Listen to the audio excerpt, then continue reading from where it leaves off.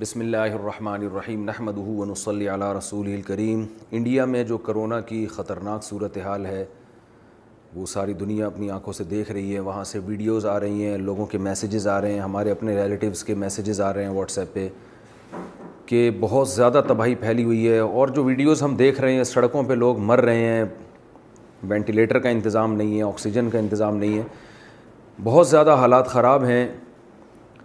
ان حالات میں ہم اپنے انڈیا کے ان مسلمانوں کے اور بلکہ انڈیا کی عوام، چاہے وہ غیر مسلم ہوں، ان کے غم میں، ان کے درد میں، تو اس بارے میں کچھ گزارشات خاص طور پر انڈیا میں رہنے والوں کے لیے کچھ گزارشات پیش کرنی تھیں۔ جو مسلم ہیں، جو قرآن و سنت پہ ایمان رکھتے ہیں، ان کے لیے تو اس میں کوئی کنفیوژن نہیں ہونی چاہیے، لیکن کچھ جو غیر مسلم ہیں انہیں بھی ان وباؤں سے عبرت حاصل کرنی چاہیے۔ جو اس وقت تباہی ہندوستان میں پھیلی ہوئی ہے اور اس بات کا خطرہ موجود ہے کہ کل یہ تباہی پاکستان کی طرف بھی آ سکتی ہے۔ اللہ تعالی ہم سب کو محفوظ رکھے، یا کسی اور ملک میں بھی یہ سب کچھ ہو سکتا ہے۔ تو ہمیں اللہ تعالیٰ کی طرف سے اس میں ہدایات ملتی ہیں۔ وَلَنَبْلُوَنَّكُمْ بِشَيْءٍ مِّنَ الْخَوْفِ وَالْجُوعِ وَنَقْصٍ مِّنَ الْأَمْوَالِ وَالْأَنفُسِ وَالثَّمَرَاتِ وَبَشِّرِ الصَّابِرِينَ۔ قرآن مجید جو اللہ کی کتاب ہے، اس میں اللہ نے اپنا فیصلہ سنایا ہے کہ وَلَنَبْلُوَنَّكُمْ بِشَيْءٍ مِّنَ الْخَوْفِ، ہم تمہیں ضرور آزمائیں گے خوف میں ڈال کر، وَنَقْصٍ مِّنَ الْأَمْوَالِ وَالْأَنفُسِ وَالثَّمَرَاتِ، معاشی نقصان ہم تمہیں دیں گے، تمہاری معیشت ڈاؤن ہوگی، تمہاری پیداوار کا نقصان ہوگا اور تمہاری جانیں ہلاک ہوں گی۔ جانوں کا ہلاک ہونا کیا ہے؟ یہ وباؤں میں اور قدرتی حادثات میں جو انسانی جانیں بہت کثرت سے ہلاک ہوتی ہیں، یہ وہ آزمائشیں جن کا اللہ تعالیٰ اپنی کتاب میں ذکر کرتے ہیں۔ اب ان آزمائشوں میں ہمیں کرنا کیا ہے؟ جیسے یہ بڑی آزمائش ہے کرونا کی صورت میں، جس نے پوری دنیا کو تباہی میں ڈالا ہوا ہے، اور خاص طور پر جو ہمارا پڑوسی ملک ہندوستان جس کرب و اذیت سے اس وقت گزر رہا ہے، تو اس میں کرنا کیا ہے ہمیں؟ اللہ نے قرآن میں ہمیں حکم دیا وَبَشِّرِ الصَّابِرِينَ الَّذِينَ إِذَا أَصَابَتْهُم مُّصِيبَةٌ قَالُوا إِنَّا لِلَّهِ وَإِنَّا إِلَيْهِ رَاجِعُونَ۔ فرمایا اے نبی، آپ صبر کرنے والوں کو خوشخبری سنا دیں۔ اور وہ کیسے صبر کرتے ہیں؟ جب انہیں کوئی مصیبت پہنچتی ہے تو یہ کہتے ہیں اِنَّا لِلَّهِ، جس نے اس کائنات کو بنایا ہے نا، ہم اس کے غلام ہیں، ہم پر ہماری مرضی نہیں چلے گی، بلکہ اس کائنات کو بنانے والے کی مرضی چلے گی۔ اگر انسان کی ساری چاہتیں اس دنیا میں پوری ہو جائیں تو پھر انسان خدا بن جائے گا۔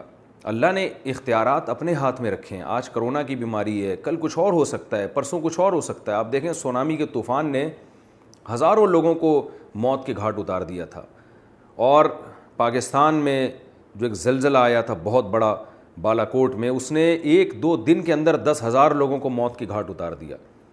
تو یہ طوفان، یہ آزمائشیں، یہ وبائیں، یہ آج پہلی دفعہ نہیں ہیں۔ دنیا ہمیشہ سے ان وباؤں میں اور مختلف دور میں مختلف قسم کی آزمائشوں میں گزرتی رہی ہے، اور اس کی وجہ سے قحط بھی آتے رہے ہیں، لوگوں کی جانیں بھی ہلاک ہوتی رہی ہیں، اور یہ بھی جو موجودہ کرونا ہے یہ بھی اسی کی ایک لڑی ہے۔ تو اس میں ہم نے اسباب بھی اختیار کرنے ہیں، جو SOPs ڈاکٹر حضرات بتاتے ہیں ان پر بھی عمل کرنا ہے، کیونکہ اللہ نے اس دنیا کو اسباب کے ساتھ جوڑا ہے۔ ہم دیکھتے ہیں رسول اللہ صلی اللہ علیہ وسلم کی صحیح حدیث ہے کہ ایک کوڑ کا مریض آپ صلی اللہ علیہ وسلم کے پاس بیعت ہونے کے لیے آیا۔ آپ صلی اللہ علیہ وسلم نے ان کو مسجد میں آنے سے منع کر دیا، اور مسجد کے اندر سے ہی آپ نے ان کو بیعت فرمایا ہے۔ حالانکہ مسجد تو ایک برکت کی چیز ہے، یعنی یہاں شفا ملتی ہے انسان کو دعائیں مانگنے سے، لیکن آپ صلی اللہ علیہ وسلم نے بیماری سے بچنے کے ایک ظاہری سبب کو اختیار کیا، اس لیے کہ کوڑ کا مریض اگر مسجد میں آئے گا تو اس بات کا خطرہ موجود ہے کہ دوسروں کو یہ بیماری لگ جائے۔ تو اس میں آپ صلی اللہ علیہ وسلم نے احتیاط پر بھی عمل کر کے دکھایا، اور قرآن کے ذریعے ہمیں آپ صلی اللہ علیہ وسلم نے بتایا کہ احتیاط پر عمل کے ساتھ ساتھ ہم نے صبر کا دامن ہاتھ سے نہیں چھوڑنا، اور صبر کا طریقہ بھی اللہ نے بتا دیا ہے۔ کیا سوچو گے تو صبر کی توفیق ملے گی؟ وہ یہ سوچنا ہے اِنَّا لِلَّهِ، ہم پر ہماری مرضی نہیں چلے گی، ہم اللہ کے غلام ہیں، وَإِنَّا إِلَيْهِ رَاجِعُونَ، اور ہم نے لوٹ کر اللہ کی طرف جانا ہے۔ کیا مطلب؟ آج ہم نہیں مرے تو کل مریں گے، پرسوں مریں گے، اور ہم اللہ کی طرف جائیں گے اس آزمائش میں اگر ہم نے صبر سے کام لیا، واویلا نہیں کیا، بے صبری کا مظاہرہ نہیں کیا، تو کل اللہ تعالی ہمیں اس کا اجر دے گا. اور آج اگر ہم نے صبر کا دامن چھوڑ دیا، بوکھلاہٹ کا شکار ہو گئے، تو کیا ہوگا کہ جو مصیبت ہے وہ تو نہیں ٹلے گی، لیکن ہم ایک بہت بڑے اجر سے قیامت کے دن محروم ہو جائیں گے. رسول اللہ صلی اللہ علیہ وسلم نے ایک خاتون کو دیکھا کہ وہ قبر پہ کھڑی ہوئی رو رہی ہے اپنے بچے کو یاد کر کے. اس کا چھوٹا بچے کا انتقال ہو گیا تھا، بہت زیادہ رو رہی تھی، بہت زیادہ چیخ و پکار مچائی ہوئی تھی. تو آپ صلی اللہ علیہ وسلم نے اس خاتون سے کہا کہ تم صبر کرو. انہوں نے کہا، وہ جانتی نہیں تھی کہ یہ آپ صلی اللہ علیہ وسلم ہے. اس نے کہا کہ جو غم مجھے پہنچا اگر آپ کو پہنچتا تو میں دیکھتی کہ آپ کیسے صبر کا مشورہ دیتے ہیں. بعد میں کسی نے بتایا کہ یہ تو اللہ کے حبیب صلی اللہ علیہ وسلم ہے، اللہ کے رسول ہیں. وہ خاتون نبی کے پاس گئی اور عرض کیا کہ یا رسول اللہ میں صبر کرتی ہوں. تو آپ نے فرمایا انما الصبر عند الصدمۃ الاولی، صبر اس وقت ہوتا ہے جب مصیبت پہنچی ہو. تو جب آزمائش آئی ہے، جب مصیبتیں آ رہی ہیں، اس وقت آپ نے صبر کرنا ہے. بعد میں تو ہر ایک کو صبر آ جاتا ہے، کوئی مرتا بھی ہے تو آپ ساری زندگی تھوڑی روتے رہتے ہیں اس کی یاد میں، چند دنوں کے بعد آپ کو صبر آ جاتا ہے. تو ایک حد ہونی چاہیے، ایک لمٹ ہونی چاہیے. تو ہم نے اس میں صبر کا دامن ہاتھ سے نہیں چھوڑنا. دوسرا، جو بھی اس موقع پر بیماری کے اندر مبتلا ہوتا ہے، ہم نے اس سے تعلق ختم نہیں کرنا ہے. ایس او پیز پر عمل کرتے ہوئے اس کی مدد بہرحال ہم نے کرنی ہے. ایس او پیز پر اس طرح سے عمل کرنا کہ آپ مریض کو چھوڑ کے بھاگ جائیں، یہ بہت بے مروتی کی بات ہے. اس موقع پر ہمیں اللہ کے حبیب صلی اللہ علیہ وسلم نے توکل کرنے کا حکم دیا ہے. تو آپ کے گھر میں اگر کوئی بوڑھے والدین کورونا میں مبتلا ہو جاتے ہیں تو یہ آپ کے لیے جائز نہیں ہے کہ آپ ان کو چھوڑ کے بھاگ جائیں.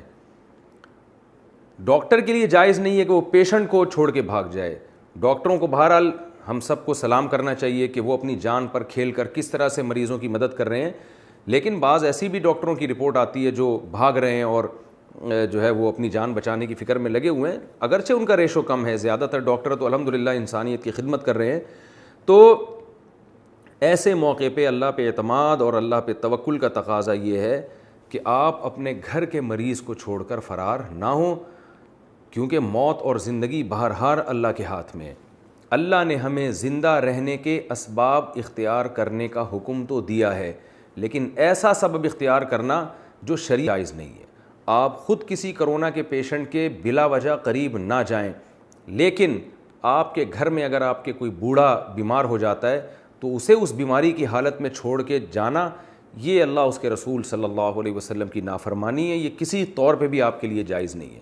اسی طرح گورنمنٹ نے اگر ڈاکٹروں کے ذمہ لگایا ہے کہ وہ پیشنٹ کی حفاظت کریں، اس کی کیئر کریں، وہ اسپتال چھوڑ کے نہ بھاگیں، تو ایسے موقع پہ ڈاکٹر کا فرار ہونا یہ بھی شرعی طور پر ناجائز اور غلط بات ہے.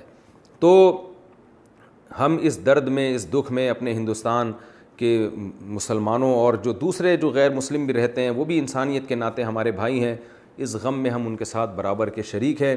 اور اللہ تعالیٰ سے ہم دلی دعائیں کرتے ہیں کہ اللہ اس مصیبت سے ہندوستان کے لوگوں کو جلد سے جلد نجات عطا فرما، اور جس کرب و اذیت میں وہ مبتلا ہیں اے اللہ اس بیماری سے، اس مصیبت سے ان کو نکال دے. اور جب تک یہ بیماری مقدر ہے، صبر کی ہم سب کو توفیق عطا فرما. اور اس میں غیر مسلموں کے لیے ایک سبق ہے کہ یہ دنیا خواہشات کے پوری ہونے کی جگہ نہیں ہے. اب بھی موقع ہے اللہ کی طرف آنے کا، شرک سے توبہ کرنے کا. قرآن صاف لفظوں میں کہتا ہے وَإِذَا غَشِيَهُم مَّوْجٌ كَالظُّلَلِ دَعَوُا اللَّهَ مُخْلِصِينَ لَهُ الدِّينَ، کہ جب تمہیں کوئی بڑی مصیبت آتی ہے، طوفان میں گھرتے ہو، تو تم سب اپنے دوسرے خداؤں کو چھوڑ کر اس خدا کو پکارتے ہو جو آسمانوں میں ہے. لیکن جب وہ تمہیں مصیبت سے نجات دے دیتا ہے تو پھر اس خدا کو تم بھول جاتے ہو. اگر وہ چاہتا ہے، بعض دفعہ وہ نجات نہیں بھی دیتا. تو اس میں، ان مصیبتوں میں، ان بلاؤں میں، وہ رب جو آسمانوں میں ہے وہ ہر ایک کو اپنی طرف دعوت دیتا ہے کہ آؤ مجھ سے مانگو. ایسے موقع پہ سب کو اسی اللہ کا تصور آتا ہے دماغ میں.